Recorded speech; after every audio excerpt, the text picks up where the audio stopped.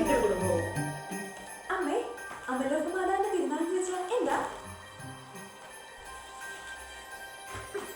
ദൈവപുത്രന്റെ അമ്മയാകുവാൻ തിരഞ്ഞെടുക്കപ്പെട്ട പരിശുദ്ധ അമ്മ ജന്മഭാവമില്ലാതെ ജനിച്ചതിന്റെ ഓർമ്മയ്ക്കായിട്ടാണ് ഡിസംബർ 8-ാം തീയതി അമലോത്ഭവ മാതാവിന്റെ തിരുനാളായിട്ട് നാം ആഘോഷിക്കുന്നത്. എന്തിനാണപ്പം ഈ തിരുനാൾ ആഘോഷിക്കുന്നത്?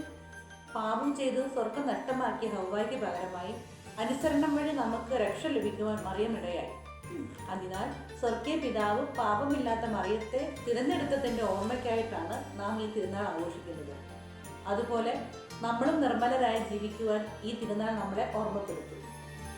ഉണ്ണീശോയെ സ്വീകരിക്കുവാൻ നാം ഒരുങ്ങുമ്പോൾ അമലോക മാതാവിന്റെ തിരുഹൃദയത്തിലേക്ക് നമ്മളെ സ്വീകരിക്കുവാൻ നമുക്ക് പ്രാർത്ഥിക്കാം.